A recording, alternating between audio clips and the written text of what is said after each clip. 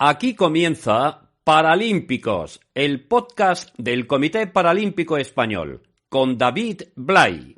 ¿Qué tal, amigos, amigas? Bienvenidos y bienvenidas a este podcast oficial del Comité Paralímpico Español, que como la primavera va llegando a su fin en la primera parte del año y que nos lleva a dos escenarios. Uno, en el que muchas de las competiciones que se realizan van cerrándose y van dejándonos los resultados definitivos, y otro, el de iniciar una media entre descanso estival y preparación para el último trimestre del año, donde la mayoría de los deportistas y las deportistas con discapacidad tienen las competiciones más importantes a nivel nacional e internacional. Nos llenamos, como siempre, en estas fechas de luz, y no solo porque el cielo nos dé una tregua, sino también por todas las historias y por todas las circunstancias que descubrimos en nuestro día a día en esta parte del deporte paralímpico. Así que, como siempre, una vez más, muchísimas gracias por escogernos y esperamos que todo lo que os contemos os haga inspiraros, disfrutar y, ¿por qué no?, seguir pensando en que el deporte paralímpico es posiblemente uno de los más bonitos que podemos ver a día de hoy en todo el mundo.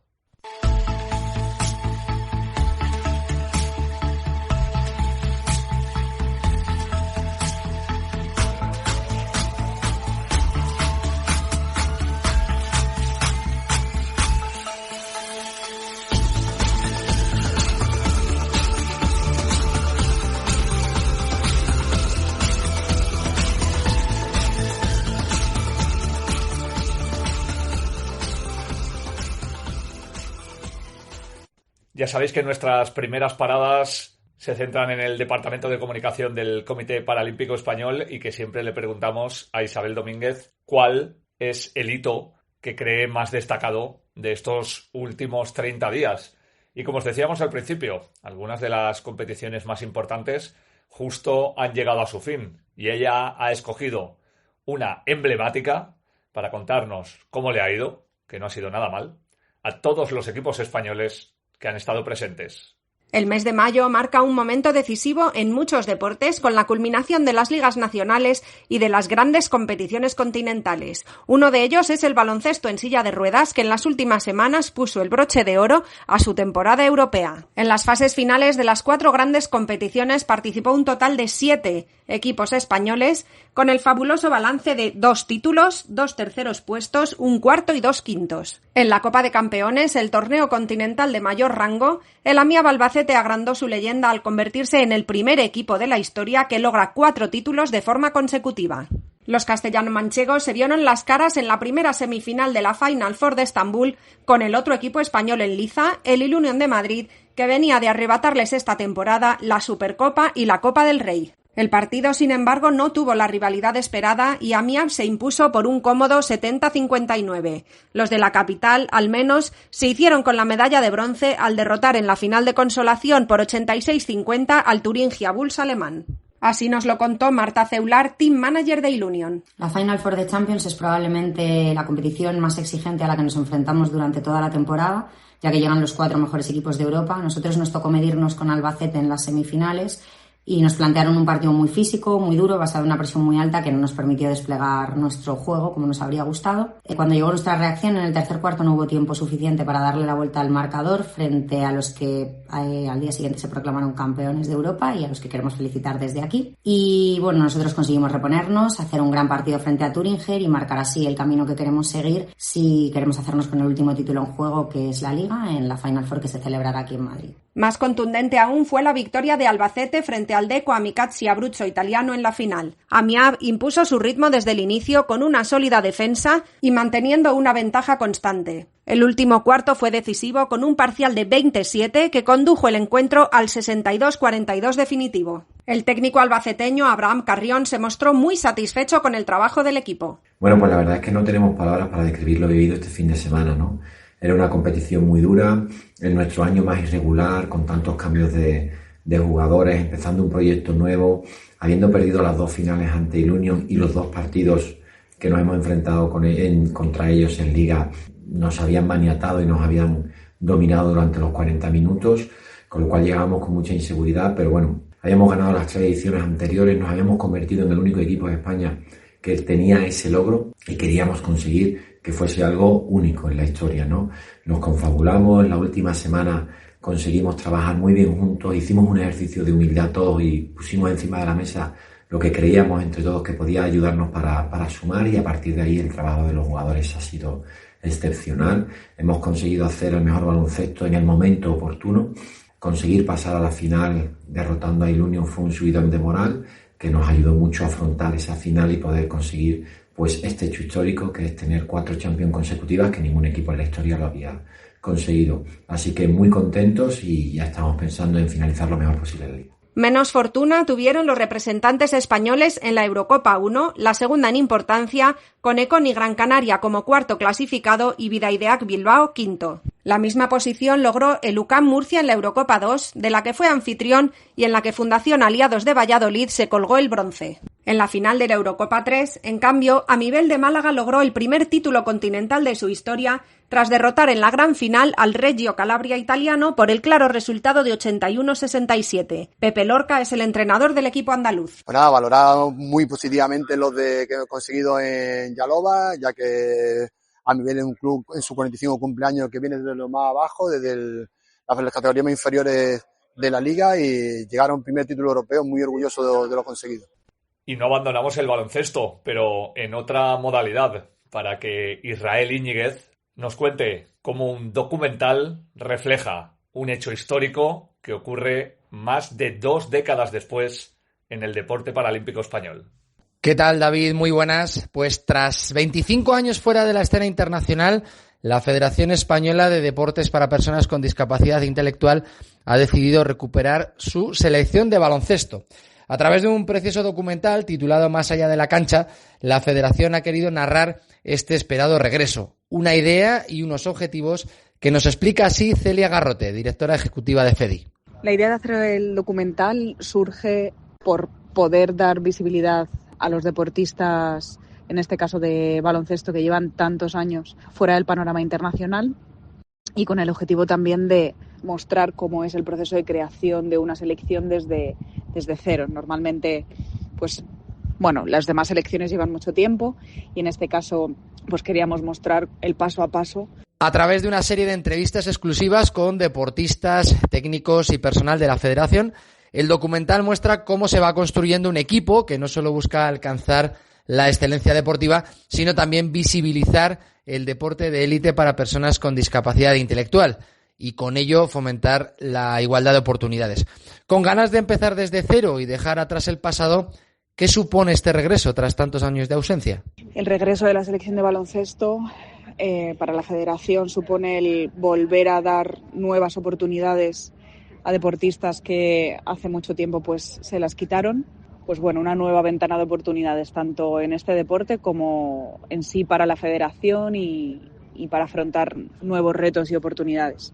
Más allá de la cancha destaca el trabajo, la dedicación y esfuerzo de todos los que han hecho posible el regreso de esta selección, subrayando su compromiso con la inclusión en el deporte de alto rendimiento. Asimismo, el documental resalta la resiliencia frente a un pasado que no se pretende ocultar, sino reparar para garantizar las oportunidades justas que merecen. El documental viene teniendo un notable impacto desde su preestreno el pasado 11 de marzo, al que acudieron representantes del Consejo Superior de Deportes, el Comité Paralímpico Español y medios de comunicación de referencia, entre otros, y sobre todo tras su estreno oficial en YouTube el 14 de este mismo mes de marzo. La respuesta de la gente y de todo el mundo está siendo súper positiva. Ven también que nuestros deportistas se merecen volver a estar en el ámbito internacional después de tanto tiempo. Además, el equipo que estamos conformando yo creo que puede tener bastante buen nivel para poder enfrentarse a otros equipos y empezar ahí una carrera de fondo importante. ¿Y el futuro? Pues la mira está puesta en la próxima cita internacional, que no es otra que el Campeonato del Mundo de Baloncesto 3x3 en Astana, en Kazajistán, del 12 al 24 de junio. A partir de ahí, seguir creciendo y soñando en grande. El principal objetivo que tenemos de cara al Mundial es, de verdad hacerles frente a los equipos más potentes que hay actualmente a nivel mundial. También frente a algunos medirnos por primera vez, demostrar todas esas habilidades que tenemos y que han demostrado que los jugadores tienen entrenando, poder traspasarlas a la competición, ¿no? Y también que vivencien por primera vez, porque para todos ellos va a ser la primera competición internacional, lo que es estar en ese escenario, que al final no tiene nada que ver ni con los entrenamientos ni con un campeonato nacional, ¿no? Entonces, que den lo mejor de sí.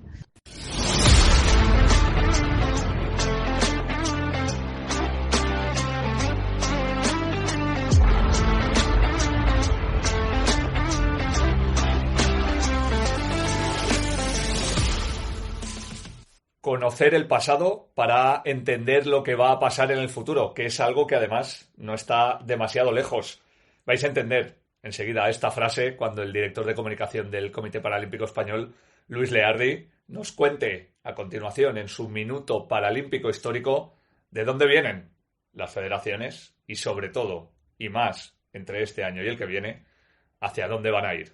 La estructura federativa del deporte paralímpico ha venido sufriendo transformaciones constantes en las 6 o 7 décadas que conforman su historia. En 1968 se creó la Federación Española de Deportes de Minusválidos, de la mano del entonces delegado nacional de deportes del franquismo, Juan Antonio Samaranch, y con el pionero Guillermo Cabezas como primer presidente. Era una federación polideportiva y multidiscapacidad, es decir, con una quincena de disciplinas deportivas y con todos los tipos de discapacidad en su seno. Todo un reto para la gestión, más aún en aquellos años de condiciones tan precarias. Desde esa etapa de federación única, el movimiento paralímpico inició un viaje desde la unión a la segregación. Colectivos de discapacidades con gran poder de representación en sus sectores, principalmente la ONCE entre los ciegos, pero también ASPACE en personas con parálisis cerebral, pensaron que quizás defendían mejor los intereses de sus deportistas desde federaciones independientes por tipo de discapacidad. Es así cuando a finales de los 80 se fueron creando las Federaciones Españolas de Deportes de Ciegos, de Parálisis Cerebral, de Discapacidad Intelectual y de Sordos, mientras que la Federación Única original se quedó representando al colectivo más grande de deportistas, el de personas con discapacidad física. Sin embargo, pronto se dieron cuenta del valor de la unidad de acción y emprendieron el viaje de retorno, de la separación a la unión, con la creación del Comité Paralímpico Español en 1995, como nexo aglutinador de todas estas federaciones. Y ya en el siglo XXI, fruto de los avances del sector de las personas con discapacidad en materia de inclusión en todos los órdenes de la vida, desde la escuela al mercado laboral, pasando por el ocio o la cultura, el mundo del deporte también quiso apostar por la integración de las personas con discapacidad en sus federaciones. De esta manera, las federaciones españolas de ciclismo, tenis de mesa, triatlón, tenis, piragüismo, vela, remo y así hasta una veintena han ido incorporando en su seno a los deportistas con discapacidad y hoy son los responsables de tramitar licencias, organizar campeonatos y participar en competiciones internacionales en sus respectivos deportes paralímpicos.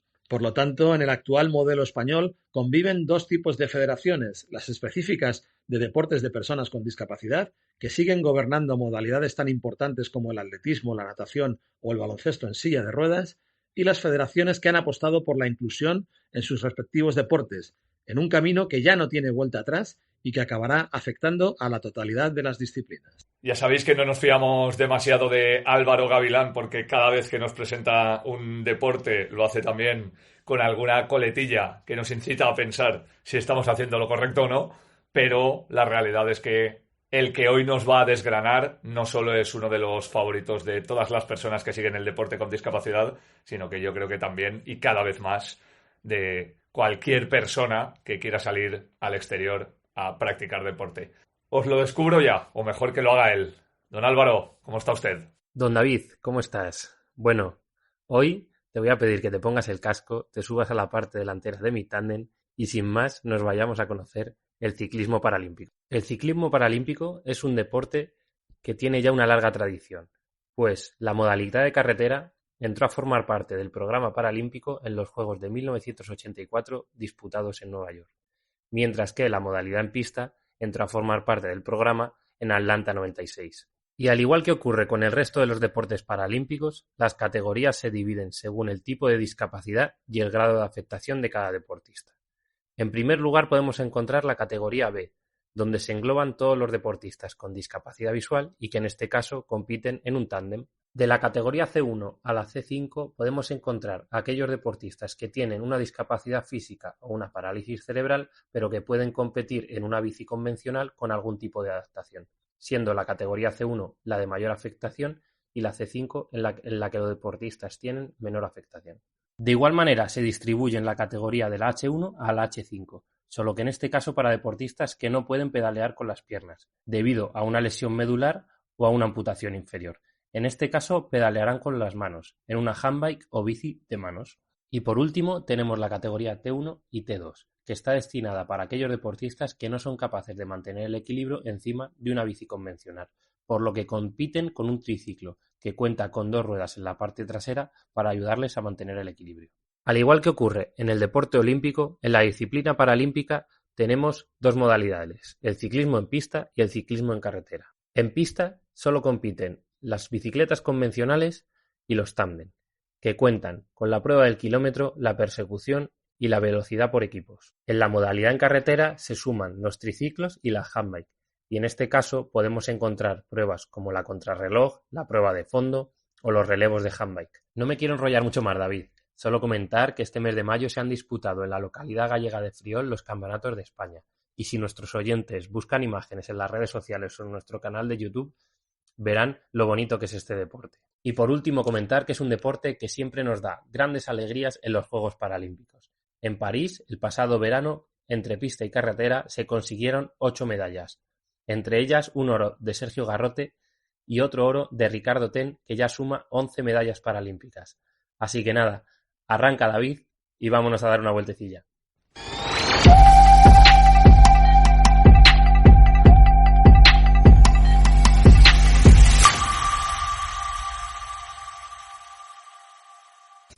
Hemos hablado con padres y con madres de deportistas paralímpicos para que nos explicaran primero cómo fue criar a niños y a niñas con discapacidad y luego cómo les reorientaron hacia el mundo del deporte hasta cambiarles la vida. También, como os explicábamos al principio de este nuevo ciclo, para que todos aquellos padres o madres que tengan niños o niñas con discapacidad puedan ver que a pesar del miedo que siempre existe de que se puedan hacer daño, el deporte no solo mejora sus vidas, sino que en algunos casos hasta les cambia la existencia.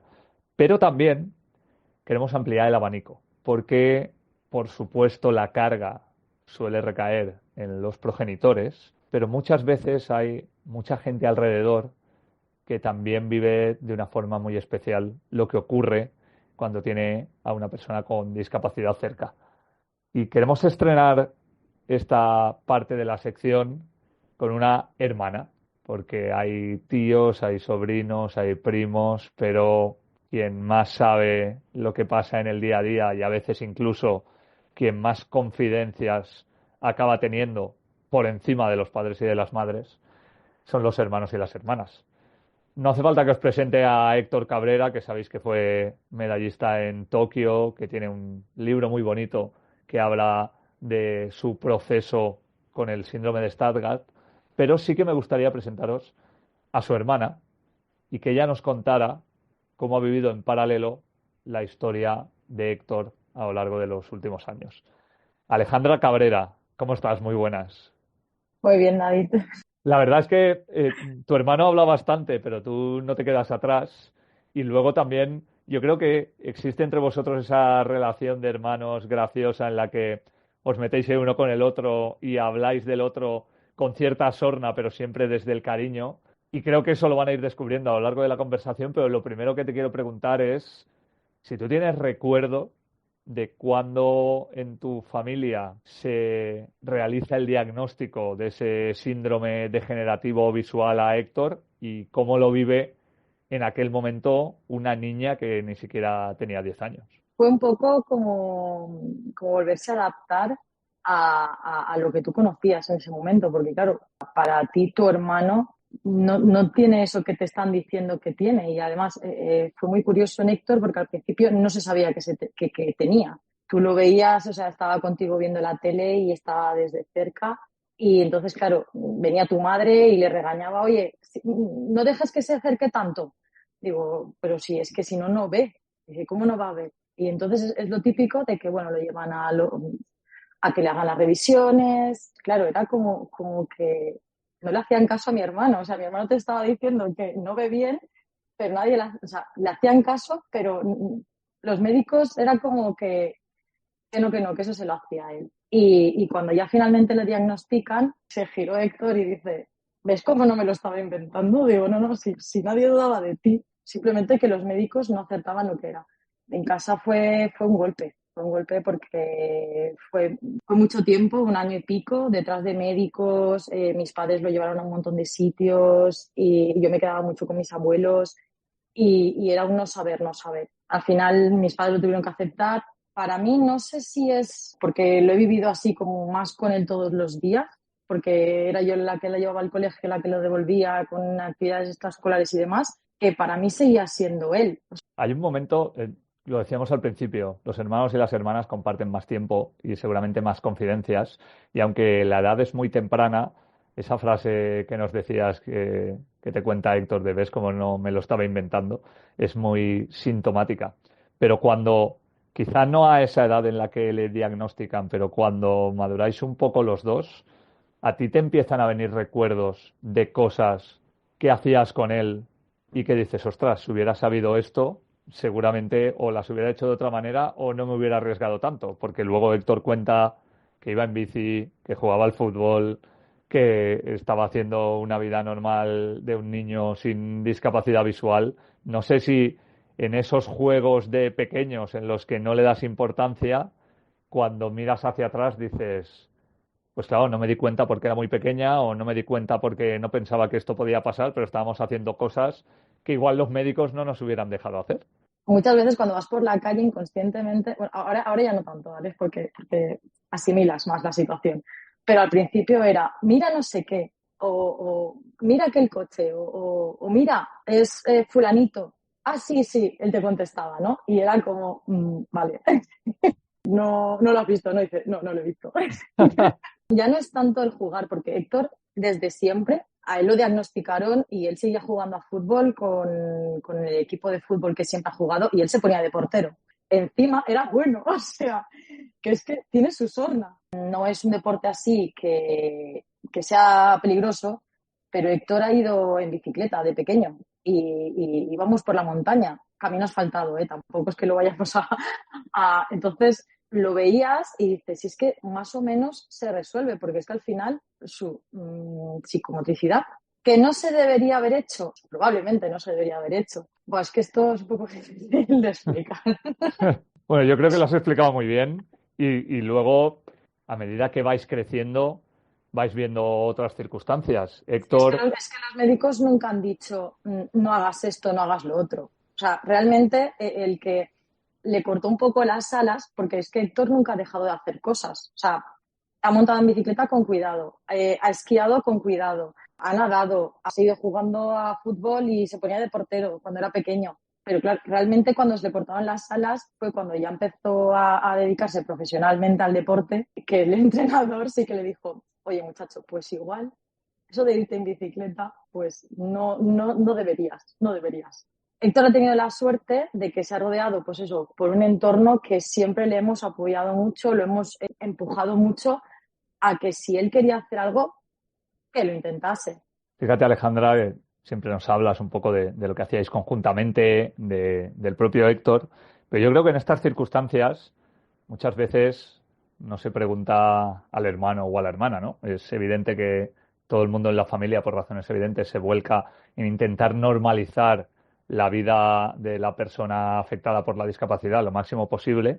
Y puede haber un momento, además en un tránsito, porque a vosotros os pilla muy pequeños, en un tránsito hacia la adolescencia o en un tránsito hacia la madurez, donde te preguntas, ostras, ¿me han dado a mí el mismo tiempo que le hemos tenido que dedicar a mi hermano? Quiero preguntarte por esa sensación que seguramente no sea negativa, sino de comprensión, pero que también es lícito en un niño o una niña, en alguien que va creciendo hacia la adolescencia, decir, ostras, pues igual nos estabas diciendo ahora que no habéis dejado de hacer nada, pero igual podría haber hecho algo más en una etapa de mi vida concreta si esto no hubiera ocurrido. ¿Esa sensación la has tenido o nunca ha aparecido? Nunca, o sea, nunca me había parado a pensarlo en el sentido de que a él le dedican más tiempo que a mí, porque realmente hemos estado los dos y como mis padres trabajaban mucho, siempre o lo he llevado yo o luego ya con el tiempo sí que mi madre se liberó un poco más del trabajo, sí que a lo mejor nos turnábamos un poco si yo tenía que ir a la universidad y ella, pero ha sido positivo en el sentido de que nos hemos organizado mucho el núcleo familiar. Hemos viajado mucho en familia, acompañándola a las competiciones y tal. Si no hubiese sido de esta manera, claro, dices, ostras, hubiese hecho otras cosas. Pues igual sí, pero como aquel que dice, sarna con gusto no pica, pues nunca me había parado a pensarlo desde el punto, como tú bien has dicho, desde el punto de vista negativo de que me hubiesen dedicado más tiempo, me hubiesen dedicado... Pero es que también las circunstancias de mi familia por el trabajo y tal, es que tampoco le han dedicado mis padres más tiempo a él que a mí, porque realmente trabajaban y demás, nosotros pues salíamos del colegio, hacíamos las actividades extraescolares, nos íbamos con los abuelos, luego ya cuando venían un poco más tarde a las 8, cosas así, ya nos recogían. No lo veo como a él le han dedicado más tiempo que a mí, sino lo veo como gracias a lo que le ha pasado a Héctor o a la situación de Héctor, nos ha permitido compartir más tiempo en familia, porque es verdad que cuando estábamos todos juntos y viajábamos todos juntos y nos movíamos todos juntos. Pues yo creo que poco más se puede decir y sobre todo nos quedamos además con esta reflexión que es una parte vital importantísima de la gente que acompaña a las personas con discapacidad que luego se convierten en atletas y en este caso, pues como decía Alejandro al principio, ¿no? Héctor se ha casado, hace vida normal, está estudiando una carrera, quiere ser profesor, tiene una medalla paralímpica y le esperan todavía muchos retos por delante. Alejandra, gracias por estrenar esta sección en la modalidad hermanos-hermanas y ojalá que sigas viviendo muchísimas cosas junto a Héctor durante muchísimo tiempo y de una manera tan bonita. Muchas gracias. Y como hemos visto a lo largo del podcast, la salud física es importantísima, pero también lo es cada vez más la salud mental. Por eso, en este ciclo que durante los últimos 4 meses hemos dedicado a la mujer y el deporte con esa salud física, con la fisioterapia y con la medicina, queremos concluir con la psicóloga del Departamento Médico del Comité Paralímpico Español, Manuela Rodríguez, haciendo un balance de cómo las mujeres que practican deporte con discapacidad pueden mejorar sus prestaciones a nivel físico, sí, pero también y sobre todo a nivel mental. Hablar de mujer y deporte es hablar de la historia de la inclusión. Desde el siglo XX las mujeres han luchado por su inclusión en el deporte. La participación femenina en los Juegos Olímpicos comenzó en 1900 y desde entonces el acceso de las mujeres ha evolucionado significativamente en diversas disciplinas deportivas. La participación femenina en el deporte ha crecido de manera muy importante. Según los datos de 2020, el 40% de los atletas de alto rendimiento en todo el mundo son mujeres, en comparación con el 20% en 1980. La participación de las mujeres en el deporte ha promovido la salud y el bienestar en diversas comunidades. Esto se evidencia en programas deportivos que han aumentado la participación femenina y han mejorado el empoderamiento económico y social de esas comunidades. También los estereotipos de género continúan influyendo negativamente en la participación de las mujeres en el deporte. La percepción que el deporte es masculino dificulta que muchas mujeres se sientan cómodas practicándolo. Si hablamos de cuáles son las mayores dificultades del deporte femenino, podemos comenzar hablando de la necesidad de conciliación. Las mujeres deportistas suelen enfrentarse a la presión de equilibrar sus pasiones, en este caso deportivas, con responsabilidades familiares como el cuidado de hijos y tareas del hogar. Esto puede llevar a una disminución en su tiempo de entrenamiento y de competición. También la práctica deportiva promueve la socialización, favorece la creación de redes de apoyo y amistad entre mujeres. Estas interacciones ayudan a desarrollar habilidades sociales como la comunicación y el trabajo en equipo, que son esenciales en la vida diaria.